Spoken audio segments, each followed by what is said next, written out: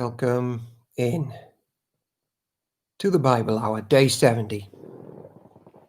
Yes, Neil, the fried egg has returned.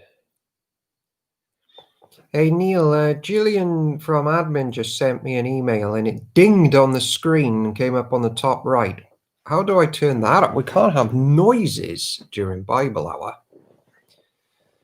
Right, let's get this Bible up. Yeah, it is Job 36. Spot on. Right, let's turn that brightness down. That's too much. Let's do that.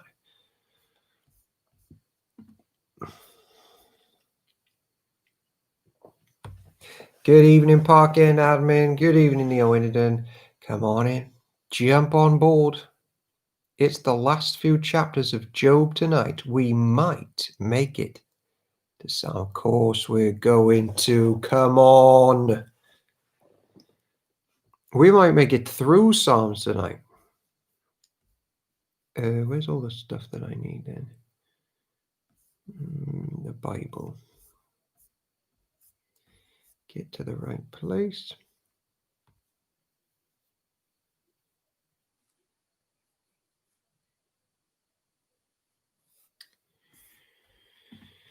My makeup may be fading, but my smile still stays strong.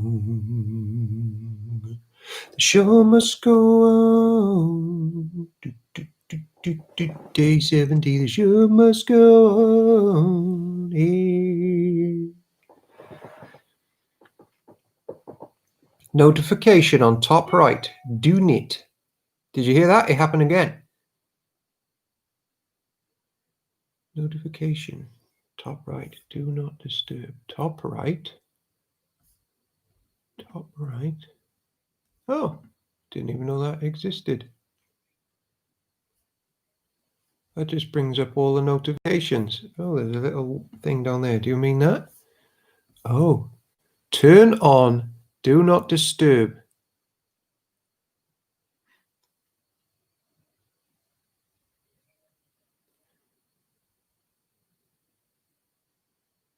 Only disturb if bringing donuts. Oh, donuts, I see. I'm happy for the little thing to come up. I just don't want the beep. Get rid of the beep.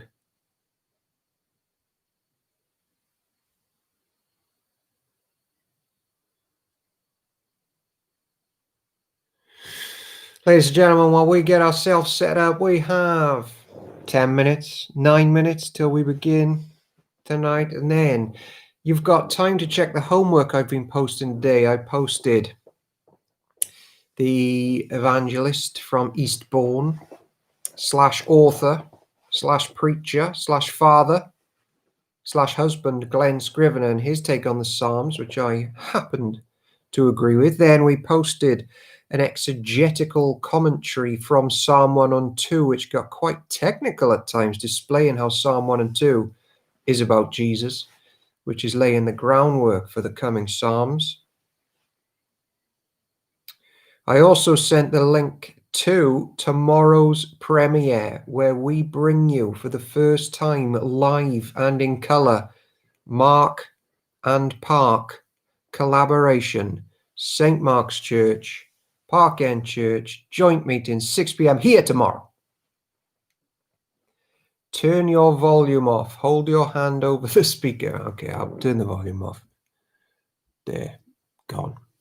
Can't hear you anymore.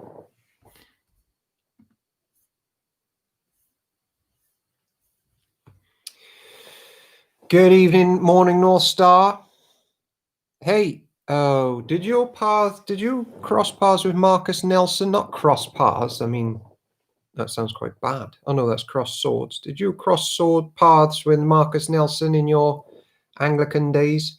Good evening, Chris Henry. Please tell Brew that I have quite the story to tell him from today, and I will be in touch. Let's just say I have not had this smile all day. Good evening, Sam Whittington. Good evening, Diane Robbins. Have you seen the Bible Project videos? North Star, can you remind me to say something about the Bible Project in 6 minutes time. Park End admin, can you remind me to do that in 6 minutes time? Right, let's just drag that over there gently so I don't exit the stream. Oops, that's the wrong button. Oops. Turn that over here. Over here.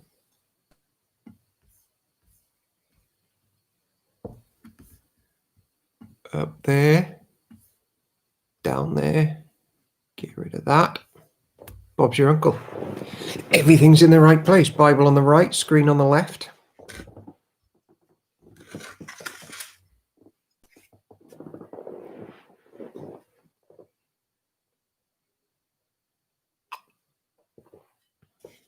There's a fly.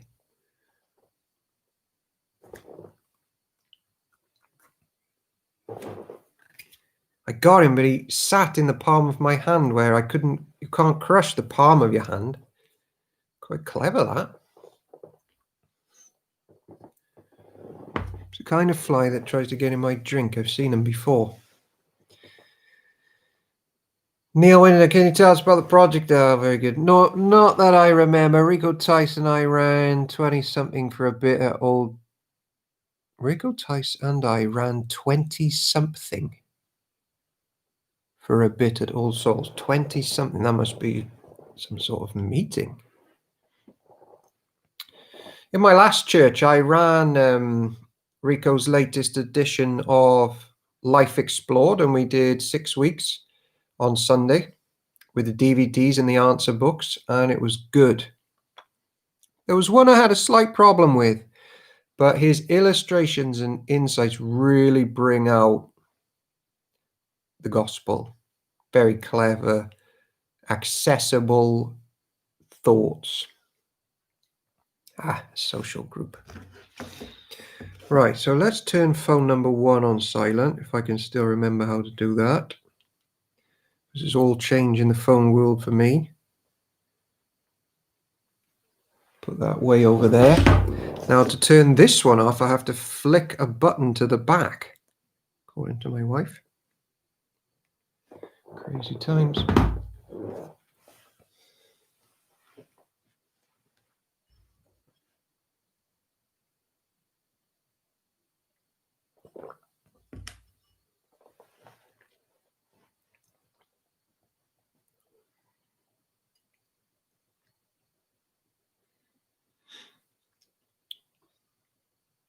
In 3 minutes, we will begin.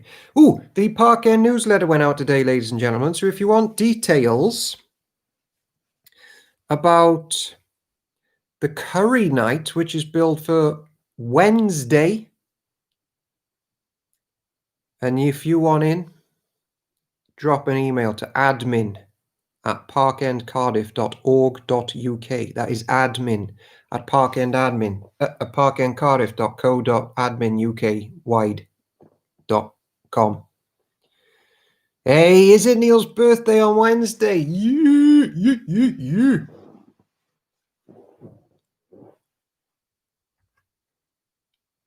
June. Solid.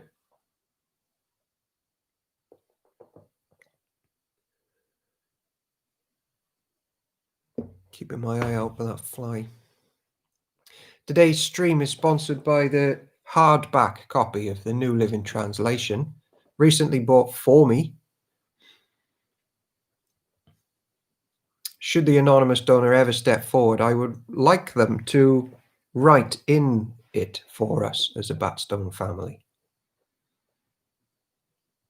I got my suspicions. Do I sound loud and clear, Park End admin? Is there cackling? Because the mic is quite far away from me today.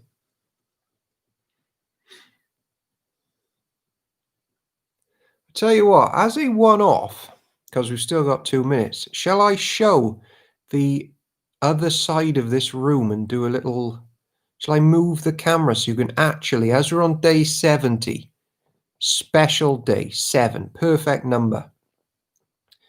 Should I show the behind the scenes sort of thing for the Park End Live Studios? Should I do that?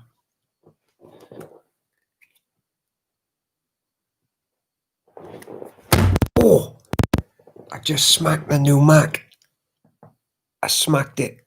Don't tell Neil.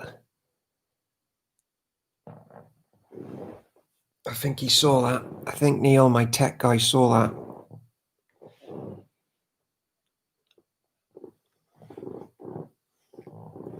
Right, in 1 minute, when my hand is recovered, we'll begin. But here is a tour of, if I cut off now, wait for a new link and the admin will post it. But all I have to do, I think, is pull this webcam off. Okay, so we'll start in the corner there.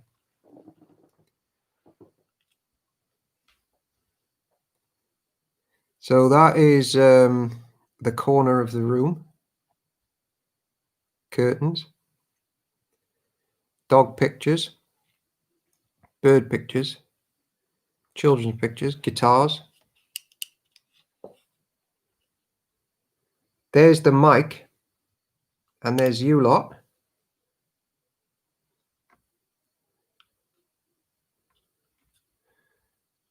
Cows in the corner, obviously, because we're farming stock.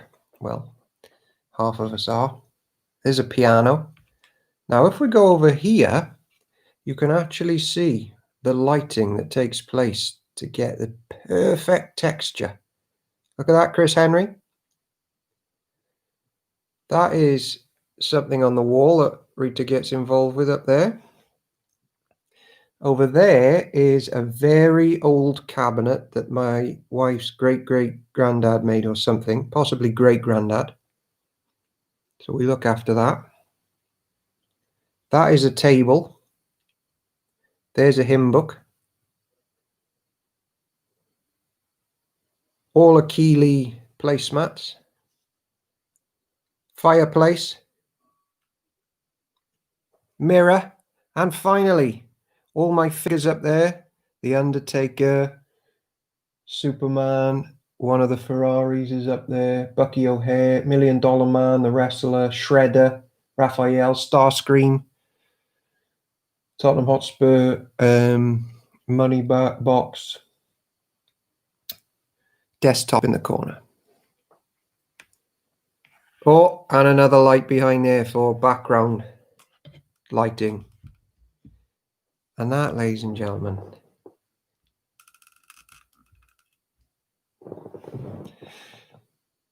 all right, welcome to the Bible Hour. Ooh, a table and a hymn book. How the other half live. Okay, maybe like on the last day, I'll take the whole computer into where Rita is, and we'll just surprise her and go, "We got you on here." Yeah, bonus features. All right, so before we begin, I want to say something on the Bible Project, because the Bible Project are getting bigger and bigger and bigger. So I'll start with what I think is great about the Bible Project. What I think is great about the Bible Project is their art. They managed to bring to life a lot of stuff quite artistically and poetically. And occasionally their content is great as well. But I tell you why I've got a slight problem with the Bible Hour stuff. They're informative, but I find, so they're good, and I'm not saying people not to watch because they can give background and all stuff like that.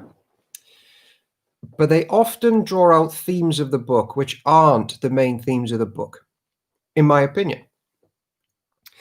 And they sometimes, and they do this a lot with the Old Testament, make out that themes are either about God, as in just God, and he's sovereign, and that's about as far as it goes. So it's often about God, or like culture, or something interesting within the culture of the time, or God disciplining them, and that is modern theology crystallized. It's well packaged and it's good, but beware, since the Reformation, post-Reformation, and Thomas Aquinas is largely to blame for this. Thomas Aquinas married in the medieval period. He married his own Greek philosophy that he'd been studying with biblical theology, and for the first time in church history, theology left the churches and the fathers, and went into the academic spheres and universities and things like that. And it carried from Thomistic theology, where it was all becoming now ethereal. And what happened, and you ask questions then, like, and you bring in Latin concepts like God is omnipotent, omnipresent, omniscient. How many angels can dance on the head of a pin? And there's all this stuff, which is interesting. But what happens is the early church fathers were massive on all of the scriptures are Jesus centered. You cannot come to the Father. There is no God notion outside of him being a father to the Son, and the Son reveals him clearly. So Calvin popularized Thomistic theology quite a lot. And from there now, Bible colleges in modern day get obsessed about everything except coming back to the message of, I think, the whole Bible, which is faith in Jesus. And we can all follow the academic arguments, and they're all interesting, but they're all also sometimes slightly distracting. So Bible Hour, what are they called? Bible Project sometimes falls into that trap. So be careful of that. And if you want to get a super technical discussion on that, let's do it another time. Like outside of this, I'll send some papers around and all that stuff. Why Jesus is the heart of all the scriptures. All right, so that took up time. Let's jump on in.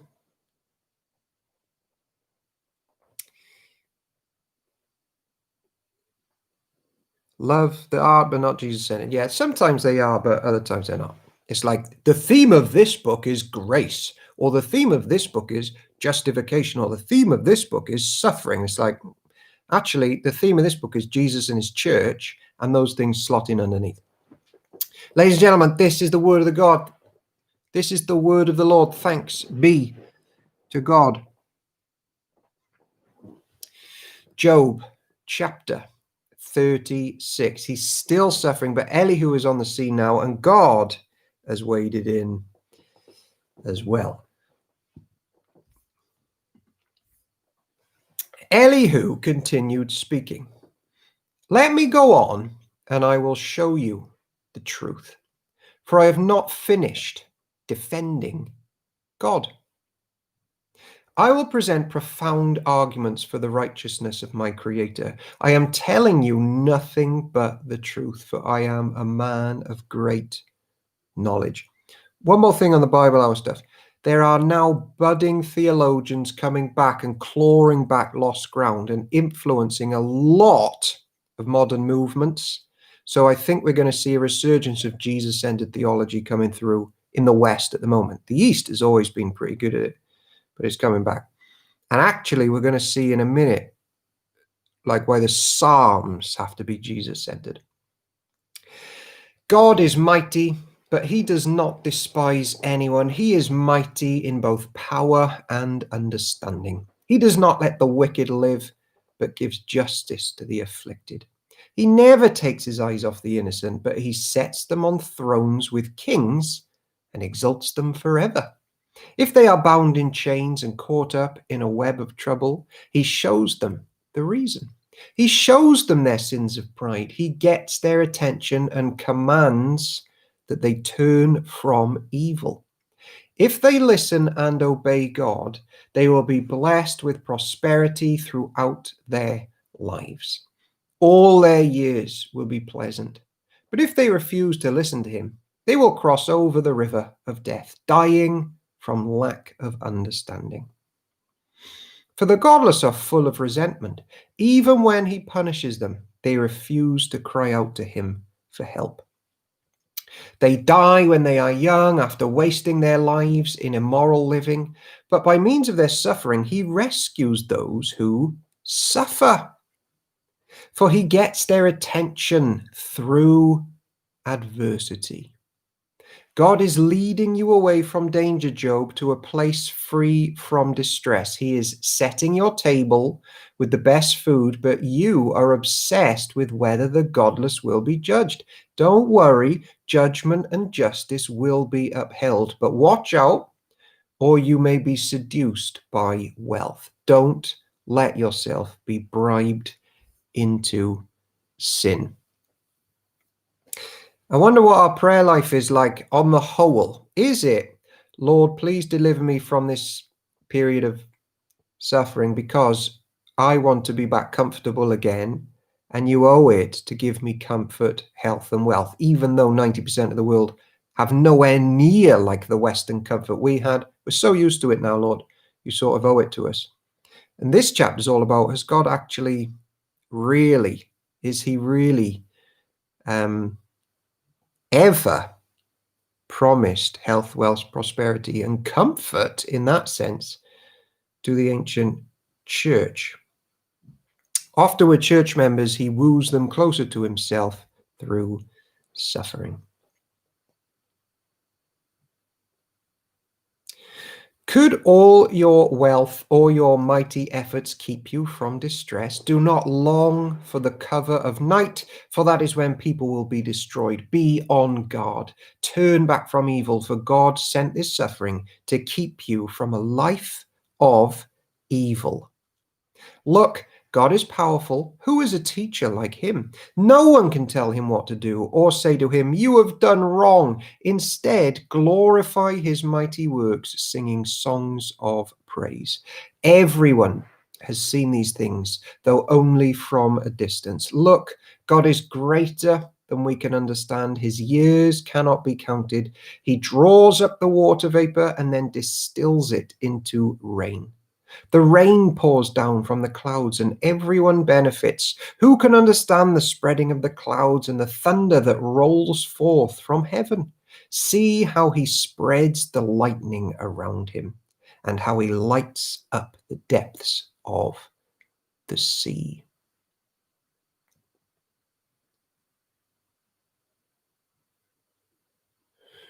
Yeah.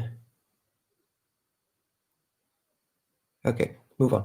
But these mighty acts he nourishes, by these mighty acts he nourishes the people, giving them food in abundance. He fills his hand with lightning bolts and hurls each at its target. The thunder announces his presence. The storm announces his indignant anger. Big views of God coming through at Job chapter 36.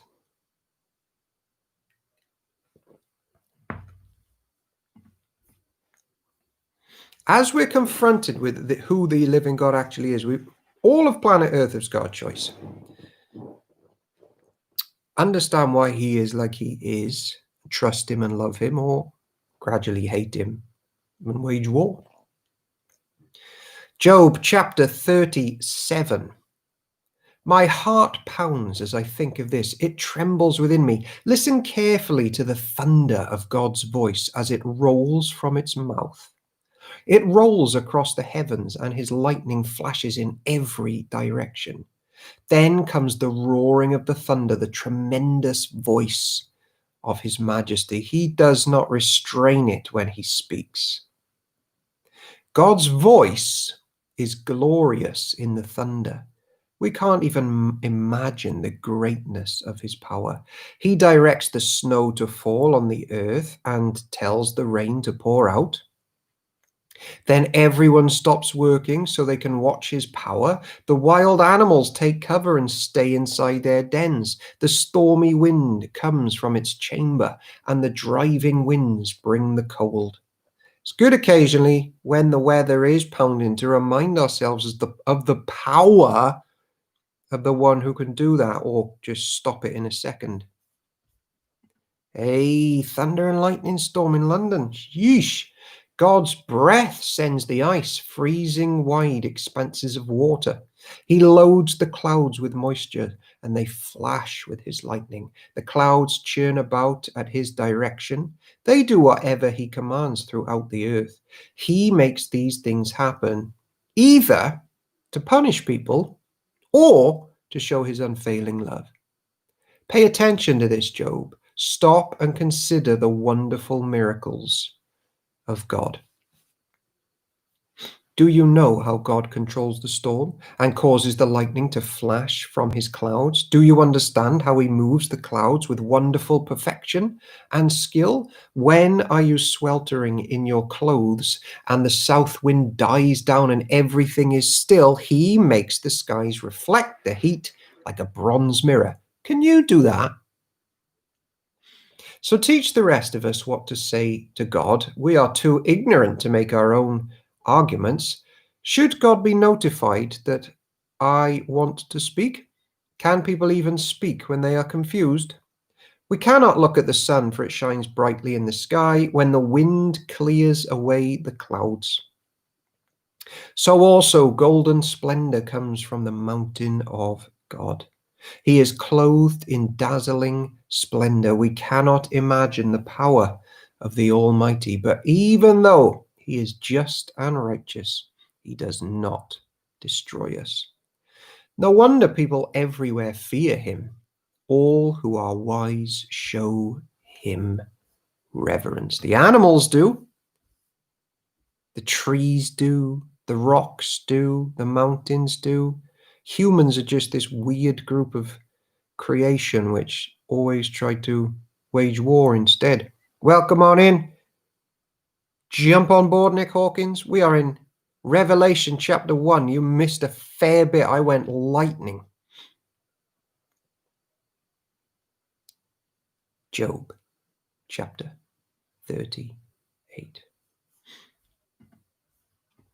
Then the Lord answered Job from the whirlwind, "Who is this that questions my wisdom with such ignorant words?" So picture now there's a whirlwind and the voice of the Lord is speaking. The voice or the word, you can rest assured which person of the Trinity that is. Faster than a Ferrari. Brace yourself like a man, because I have some questions for you and you must answer them.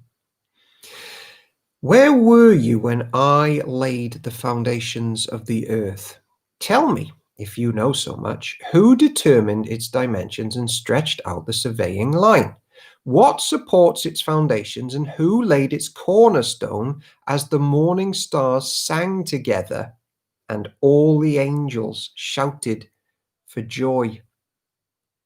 I know who did that.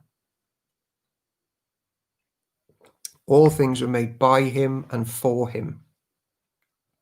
Who kept the sea inside its boundaries and its burst as it burst from the womb? And as I clothed it with clouds and wrapped it in thick darkness, for I locked it behind barred gates, limiting its shores. I said, this far and no farther will you come. Here your proud waves must stop. He says that again, doesn't he, in the New Testament? Have you ever commanded the morning to appear and caused the dawn to rise in the east? Have you ever made daylight spread to the ends of the earth to bring an end to the night's wickedness? As the light approaches, the earth takes shape like clay pressed beneath a seal, and it is robed in brilliant colors. The light disturbs the wicked and stops the arm that is raised in violence. Have you explored the springs from which the seas come? Have you explored their depths? Do you know where the gates of death are located? Do you see the gates of utter gloom? Or have you seen them?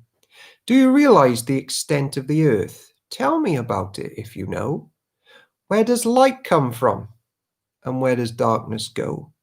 Can you teach each to its home? Sorry, can you take each to its home?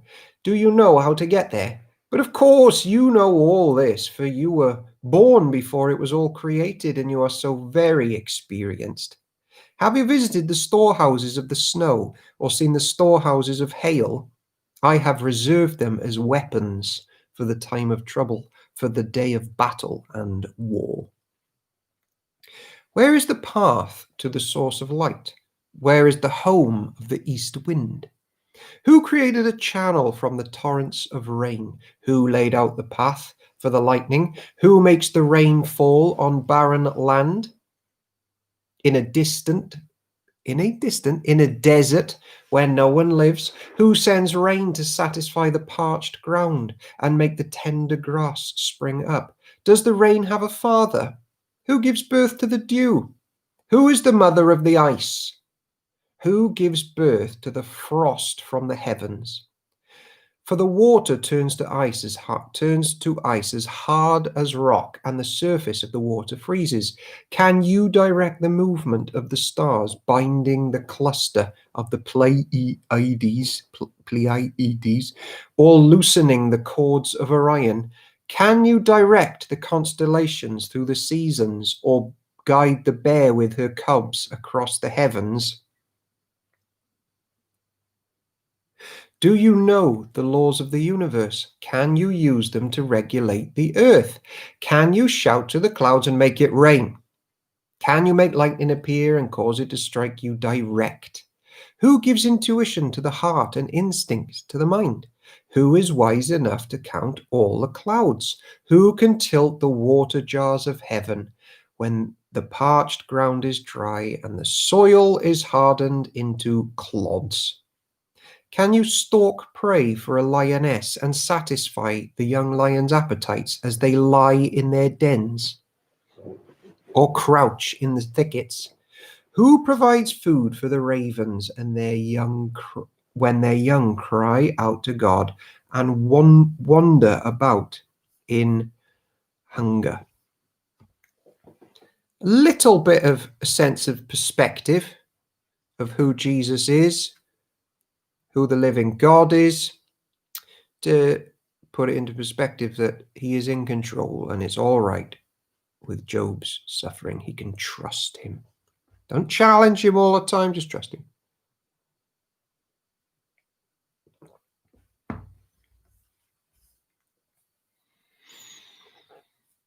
Job chapter 40. Oh, this one is... Oh, wait, did I miss a chapter? Yeah, I think I did. I didn't do 39.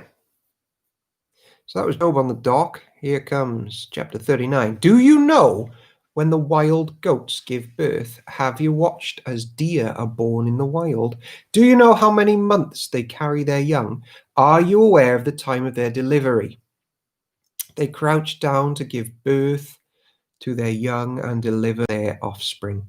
Their young grow up in the open fields and leave home and never return. Who gives the wild donkey its freedom? Who unites its ropes? Untied its ropes. I have placed it in the wilderness. Its home is the wasteland. It hates the noise of the city and has no driver to shout at it. The mountains are its pasture land, where it searches for every blade of grass. Will the wild ox consent to being tamed? Will it spend the night in your stall? Can you hitch a wild ox to a plough? Will it plough a field for you, Job? Given its strength, can you trust it? Can you leave and trust the ox to do your work? Can you rely on it to bring home your grain and deliver it to your threshing floor? The ostrich flaps her wings grandly, but they are no match for the feathers of the stork. She lays her eggs on top of the earth, letting them be warmed in the dust. She doesn't worry that a foot might crush them or a wild animal might destroy them. She is harsh toward her young, as if they were not her own. She doesn't care if they die, for God has deprived her of wisdom. He has given her no understanding. But whenever she jumps up to run, she passes the swiftest horse with its rider. All these animals displaying facets of the glory of God. Have you given the horse its strength or closed its neck with a flowing mane? Clothed. Did you give it the ability to leap like a locust? Its majestic snorting is terrifying. It paws the earth and rejoices in its strength when it charges out to battle. It laughs at fear and is unafraid. It does not run from the sword. The arrows rattle against it and the spear and javelin flash. It paws the ground fiercely and rushes forward into battle when the ram's horn blows. It snorts at the sound of the horn. It senses the battle in the distance. It quivers at the captain's commands and the noise of battle. Is it your wisdom that makes the hawk soar and spread its wings toward the south? Is it at your command that the eagle rises to the heights to make its nest? It lives on the cliffs, making its home on a distant rocky crag. From there, it hunts its prey, keeping watch with piercing eyes. Its young gulp down blood. Where there's a carcass, there you will find it. The animal kingdom, under the sway and displaying the wisdom of God and their movements and their majesty. We are plowing through here.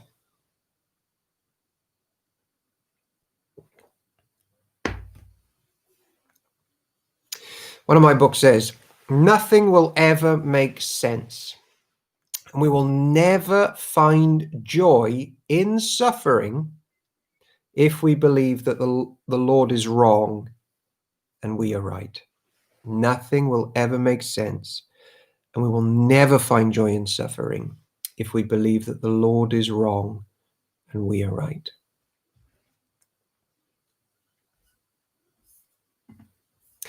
Then the Lord said to Job, do you still want to argue with the Almighty? You are God's critic, but do you have the answers? Then Job replied to the Lord, I am nothing. How could I ever find the answers? I will cover my mouth with my hand. I have said too much already. I have nothing more to say.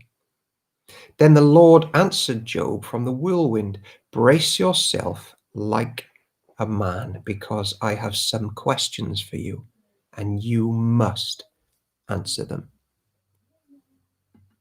Who could ever say that the Lord is wrong? Job, brace yourself like a man, because I have some questions for you, and you must answer them. Will you discredit my justice and condemn me just to prove you are right? Are you as strong as God? Can you thunder with a voice like his? So this is the Lord in the whirlwind talking about God.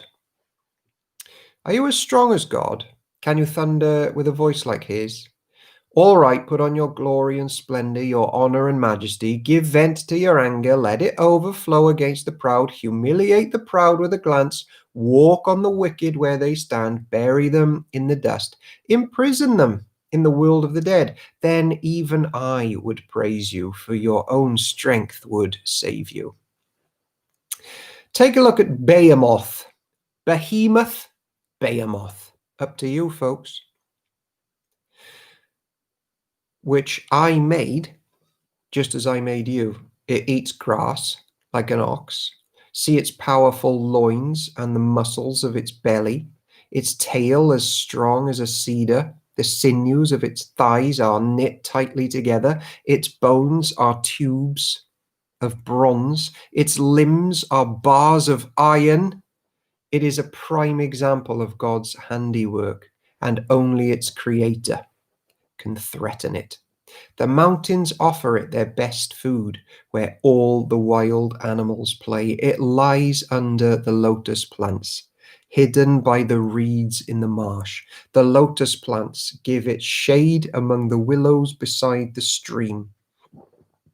It is not disturbed by the raging river, not concerned when the swelling Jordan rushes around it. No one can catch it off guard or put a ring in its nose and lead it astray. Ladies and gentlemen, it's the halfway mark. Take 70 seconds. I'm just going to talk about Behemoth.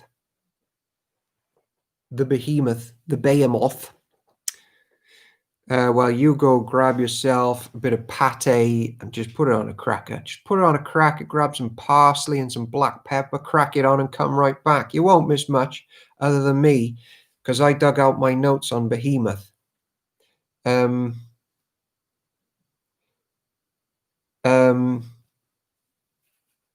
got some books that call this a crocodile or a hippo or an elephant. Hardly inspirational to Job if God is saying that he can handle a warthog. So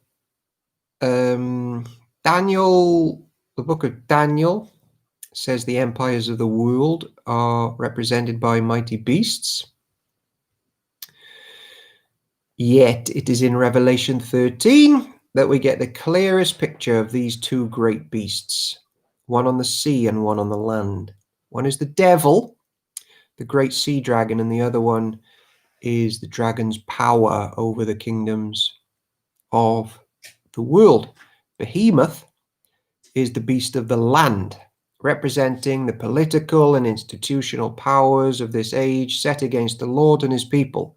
It's the power of politics, it's the power of armies, it's the power of money, weapons and warfare. According to Revelation 13, Behemoth serves Leviathan. And at that note, there's a footnote. I had 3 snakes. I called 2 of them Leviathan and Behemoth after them, as I believe they were dinosaurs in the Bible. It's always interesting to name your pets after basically satanic creatures that wage war against the Lord. So thanks for that insight, Rachel Freeman. We'll get to Leviathan in a bit.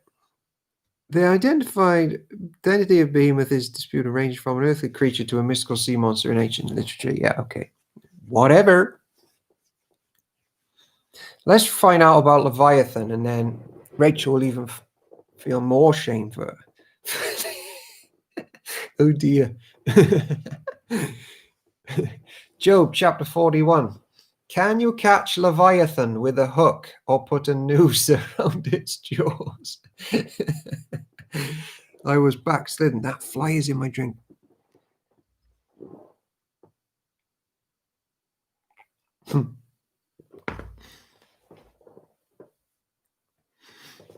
Can you catch a Leviathan? How am I going to read this without laughing all the way through now? I'm thinking of your 3 snakes. Also, why have you got 3 snakes? Sheesh. Can you catch Leviathan with a hook or put a noose in its jaw? Can you tie it with a rope through the nose or pierce its jaw with a spike? Will it beg you for mercy or implore you for pity? Will it agree to work for you, to be your slave for life? Can you make it a pet like a bird, or give it to your little girls to play with? Will merchants try to buy it, to sell it in their shops? Will its hide be hurt by spears or its head by a harpoon? If you lay a hand on it, you will certainly remember the battle that follows. You won't try that again. No, it is useless to try to capture it. The hunter who attempts it will be knocked down, and since no one dares to disturb it, who then can stand up to me? Who has given me anything that I need to pay back? Everything under heaven is mine. I want to emphasize Leviathan's limbs and its enormous strength and graceful form. Who can strip off its hide, and who can penetrate its double layer of armor?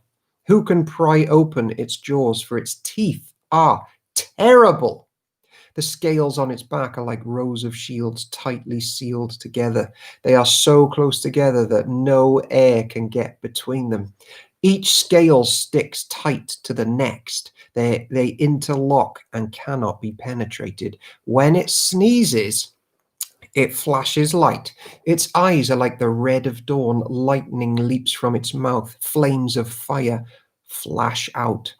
Smoke streams from its nostrils like steam from a pot heated over burning rushes. Its breath would kindle coals, for flames shoot from its mouth. The tremendous strength in Leviathan's neck strikes terror whenever it goes. Its flesh is hard and firm and cannot be penetrated. Its heart is as hard as rock, hard as a millstone. When it rises, the mighty are afraid, gripped by terror. No sword can stop it, no spear, dart, or javelin. Iron is nothing but straw to that creature, and bronze is like rotten wood. Arrows cannot make it flee. Stones shot from a sling are like bits of grass. Clubs are like a blade of grass, and it laughs at the swish of javelins. Its belly is covered with scales as sharp as glass. It plows up the ground and it drags through the mud. Leviathan makes the water boil with its commotion. It stirs the depths like a pot of ointment. The water glistens in its wake, making the sea look white. Nothing on earth is its equal, no other creatures so fearless. Or of all the creatures, it is the proudest, it is the king of the beasts. Nick Hawkins' definition of Leviathan often capitalized a sea monster defeated by Yahweh in various scriptural accounts. A large sea animal. This Leviathan of animals is the great blue whale. Yeah, that's quite popular in recent times by people.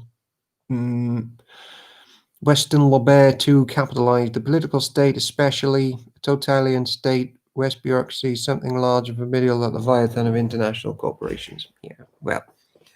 Down here, I've got the ESV Study Bible. They've got a few things to say on it, but the ESV Study Bible is also very non-Jesus centered in the Old Testament, and it's good on information.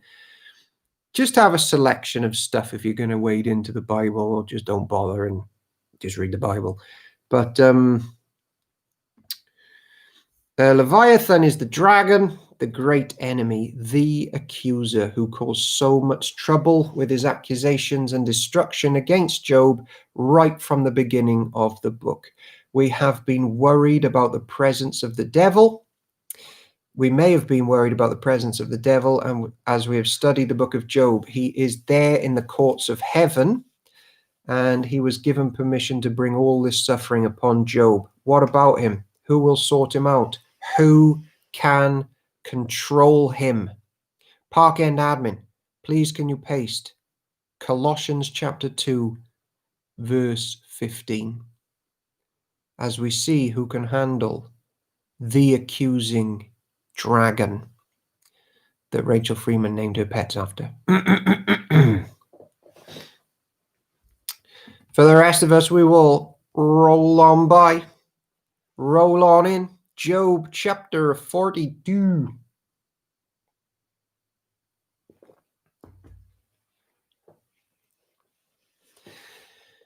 Then Job replied to the Lord, I know that you can do anything, and no one can stop you.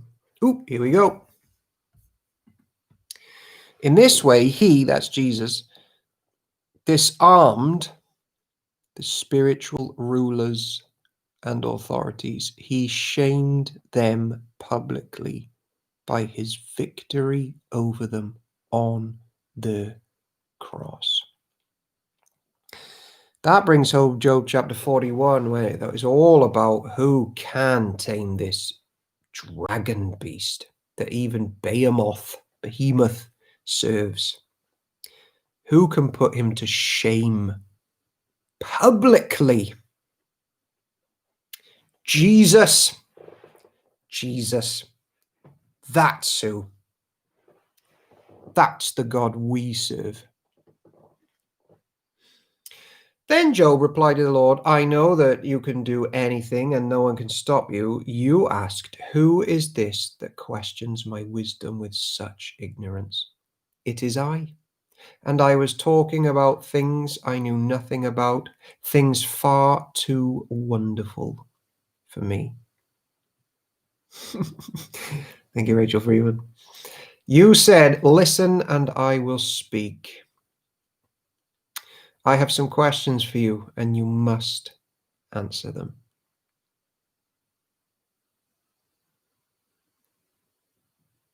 I had only heard about you before, but now I have seen you with my own eyes. I take back everything I said, and I sit in dust and ashes to show my repentance. So the Lord in the cloud, who's talking about his Father God, is Jesus, because you cannot see the Father and live. So if you're laying eyes on God, you're looking at the God-man here who's been active in all of the books that we've been reading so far. After the Lord had finished speaking to Job, he said to Eliphaz the Temanite, I am angry with you and your two friends, for you have not spoken accurately about me, as my servant Job has. So take 7 bulls and 7 rams and go to my servant Job and offer a burnt offering for yourselves. My servant Job will pray for you, and I will accept his prayer on your behalf. I will not treat you as you deserve, for you have not spoken accurately about me, as my servant Job has. So Eliphaz the Temanite, Bildad the Shuhite, and Zophar the Naamathite did as the Lord commanded them, and the Lord accepted Job's prayer. There's another example of why a priest or a church leader can pray on behalf of church.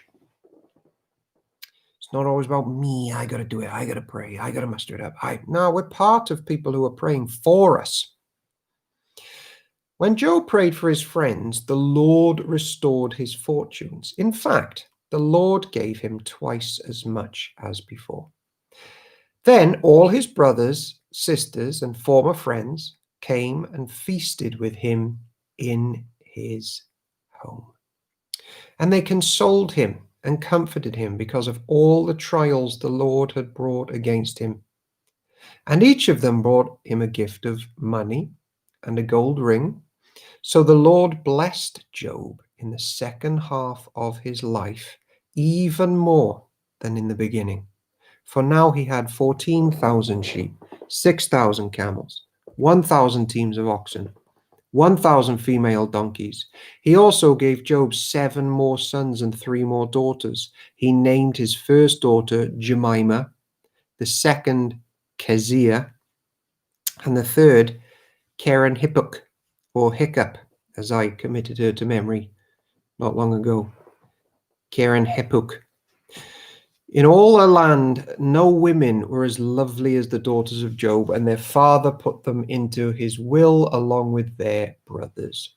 So they predate the daughters of Zelophehad on women owning tons of stuff. Job, so I don't know about the oppression of women in church. Job lived 140 years after that, living to see 4 generations of his children and grandchildren. Then he died, an old man who had lived a long, full life. Sue Roberts, poor woman. What she had to be called that? Yeah, K for short, is it? So there we are, ladies and gentlemen. We are presented with a picture of future hope. His friends, it would seem, had to learn truths about the living God. We all do. And we are heading to a world of delight. And so reads the book of Job.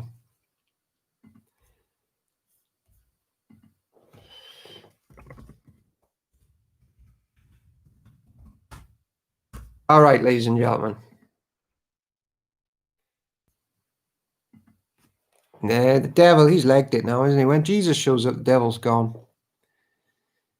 All right, we've made it to the Psalms. Easily the best book of the Bible, and Owen's personal favorite.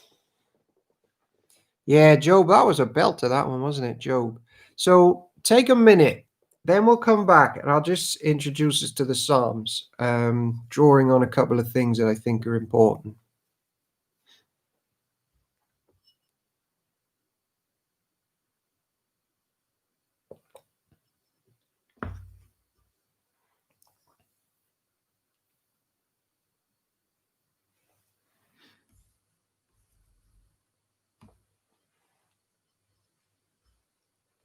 Daughters of Job were given their share, but daughters of Zion fight for their rights to party.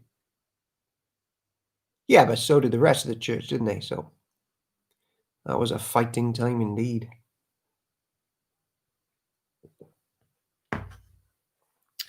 So I posted some technical stuff up today just to give the impression that focusing on Jesus isn't without great technicality.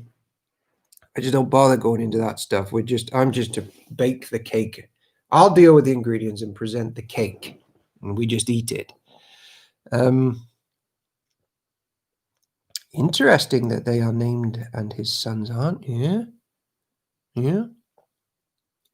Kezia is a really popular girl's name at the moment. So the Psalms. In a nutshell, I've got a feeling the New Living Translation is going to botch Psalm 1. I just know it, man. I know it. Psalm 1 and 2, this is partly from Glenn Scrivener and the people he draws this from as well. This is good. This is important stuff. So Psalms 1 and 2 are often called the gateway Psalms. They belong together, and it's all about blessed, being blessed. Just like Jesus in the Sermon on the Mount. Blessed. Who is blessed? Who is in? Who isn't blessed? It's all that stuff right at the beginning. It's the gateway. Who is a blessed man? How can we become blessed? He is an ish, aish. In fact, he's the man in the Hebrew. The man, and he's set against, so blessed is the man, singular, and he's set against a plural group of God haters. This man meditates on the Bible day and night, as we're going to see, like that, like a king should. And he's contrast to the wicked. So the righteous man, singular, is contrasted to the wicked masses. Okay, then we flick to Psalm 2. This man is given more names. He's the king. He's the Christ anointed one. He's the son. And people are raging against him. But he rules from Zion. And people have to take refuge in this blessed man who is king. And he's judge and savior. So it ain't me. It ain't David. And that is the gateway to the Psalms. And it's basically saying this. David, Moses, Ahab, sons of Korah, Asaph, they wrote the Psalms. And okay, maybe a bit. They had sometimes an eye on their own situation. But with the Spirit working in them, the chief focus is Jesus Christ.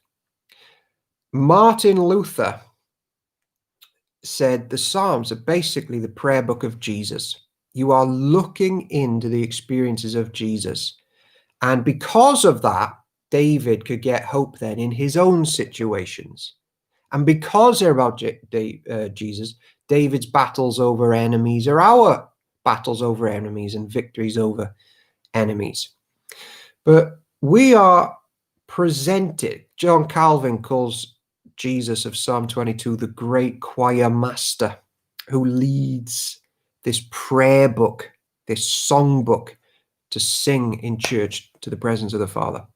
So we're introduced to four main characters in the opening Psalms, the opening two gateway Psalms, or the opening one in the original, as they used to go together. The Lord, the Christ or the blessed man. So the Lord, his anointed Christ, aka the blessed man. Then the righteous who take refuge in the blessed man, and then the wicked who oppose him. The Lord, Christ the blessed man, the righteous who take refuge in him, and the wicked who oppose him. And you need not do anything else with the whole Psalm book other than see the interaction of those four groups. In some, the blessed man is shown before the Lord, and then the righteous and the wicked are contrasted. In others, the righteous complain to the Lord about the wicked, and he reminds them about his blessed man, the Christ. In some, we just have the words of the Christ. In other ones, we have the words of the Lord to his Christ. In some, we just have the words of sinners who are taking refuge in him. So check out the interrelation on that. Taking time there because we're in here for the next 150 chapters. So me and other people are not persuaded that David is primarily writing about himself. It all just falls apart if he is, because he's then an outright liar, saying like Oh, you'll see why it doesn't hold up. I mean, this doesn't read like David. You have made me the head of nations. People I did not know are subject to me. As soon as they hear me, they obey me. Foreigners cringe before me. They all lose heart. They come trembling from their strange strongholds. Now, we in Bible Hour hold in the traditional view that maybe in some secondary sense David had himself in mind, but he is talking about the experiences of the Messiah. He gives his king great victories. He shows unfailing love to his Messiah, that's the Lord, and to David's descendants forever. And people are reclaiming that territory about approaching this psalm, even when there's confession of sin. That can be Jesus, who had a baptism of repentance and confesses sins on behalf of his church, as the sins roll off church in that Jordan River onto the Christ.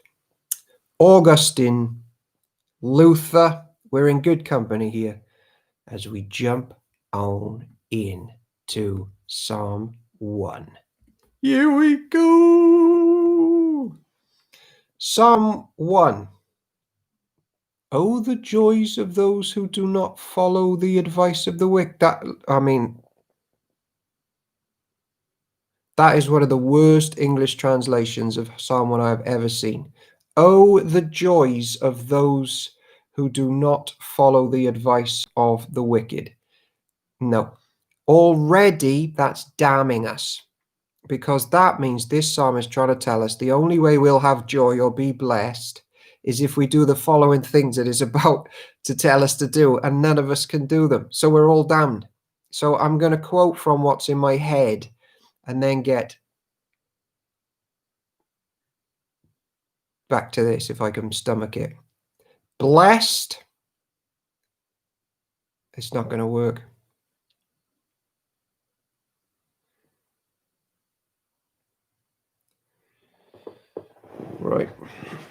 Right, I can't handle it. Extreme measures just for the gateway psalms, and then we'll go back to it. But the whole thing is lost. The whole psalm is lost. The whole of all of the psalms is lost unless we get. It should be blessed is the man.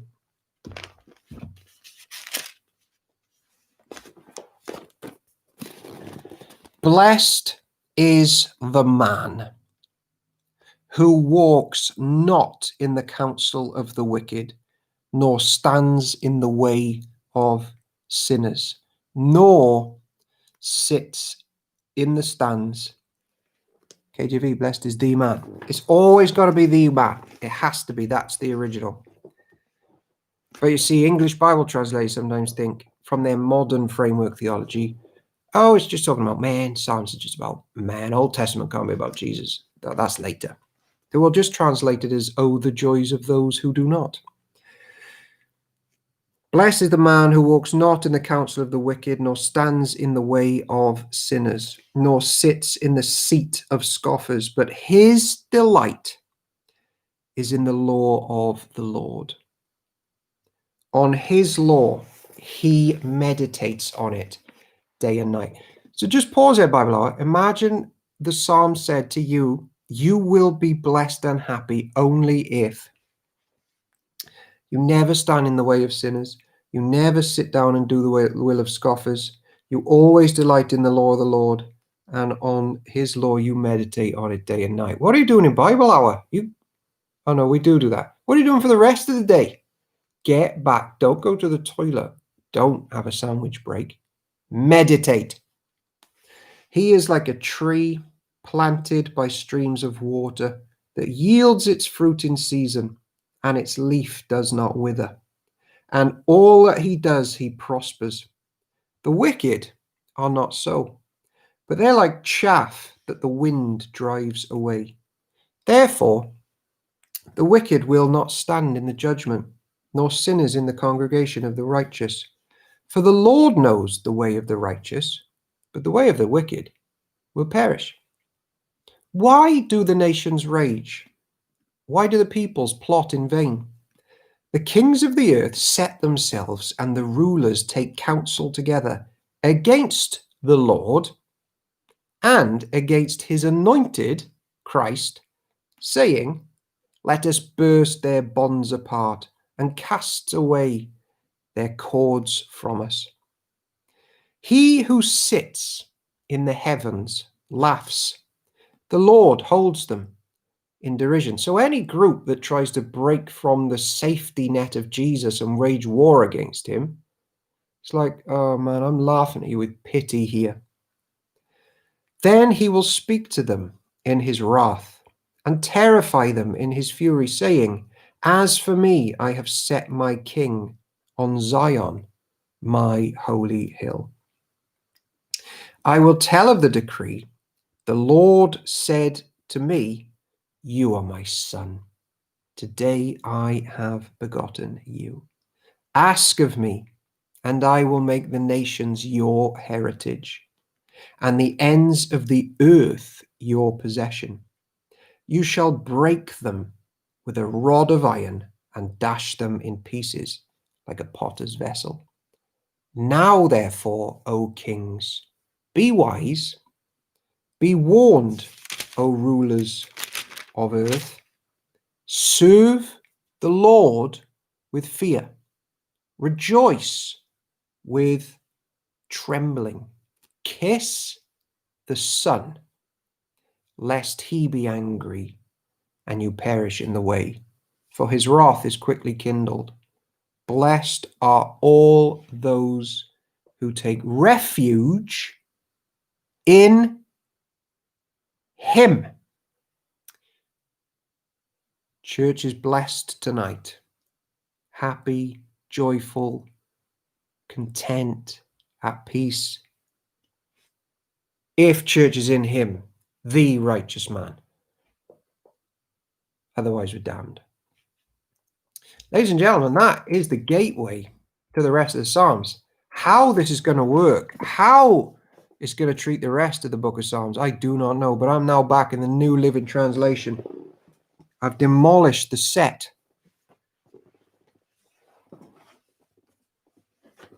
Oh man, it's all gone wrong. Okay, let's just do that. Oops. Right, I've shoved two Bibles there. There you go. Look at that. We're back. No, let's not have that one at the front. Let's do that one. That's better. Right. Psalm 3. One for those who can't sleep. Psalm of David regarding the time David fled from his son Absalom. We knows it. We know the context, man. We have read it. O Lord, I have so many enemies. So many are against me. So many are saying, God will never rescue him. But you, O Lord, are a shield around me. You are my glory, the one who holds my head high. I cried out to the Lord, and he answered me from his holy mountain. I lay down and slept, yet I woke up in safety. For the Lord was watching over me. I am not afraid of 10,000 enemies who surround me on every side. Arise, O Lord, rescue me, my God. Slap all my enemies in the face. Shatter the teeth of the wicked. Victory comes from you, O Lord. May you bless your people. Hey, if you can't sleep tonight, you cry out to the Lord in the holy mountain, and I lay down and sleep. Psalm 4. For the choir director, a psalm of David, to be accompanied by stringed instruments. Now, John Calvin makes the point, the choir master who truly leads church in praises Jesus. Is this a song dedicated for him? Answer me when I call to you, O God, who declares me innocent. Free me from my troubles. Have mercy on me and hear my prayer. How long will you people ruin my reputation? How long will you make groundless accusations? How long will you continue your lies? You can be sure of this. The Lord set apart the godly for himself. The Lord will answer when I call to him. Don't sin by letting anger control you. Think about it overnight and remain silent. Offer sacrifices in the right spirit and trust the Lord. Many people say, who will show us better times? Let your face smile on us, Lord.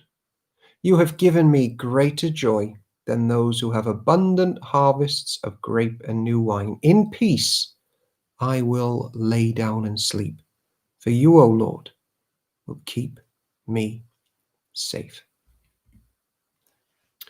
5. Ooh, it's 1 minute past 10, man. I was just getting warmed up, ladies and gentlemen. This is the word of the Lord, except it wasn't in Psalm 1 and 2, but we corrected that. So that was the word of the Lord. Thanks be to God. Hey, so I never forget the men of Jabez Gilead. I wake up every morning thinking about them. God willing, we will be back here at 6 p.m. tomorrow, British time, for the first ever live YouTube link up between us and St. Mark's, my good friend Marcus Nelson, in the service with us. I'm back here for more Psalms. Cheerio for now.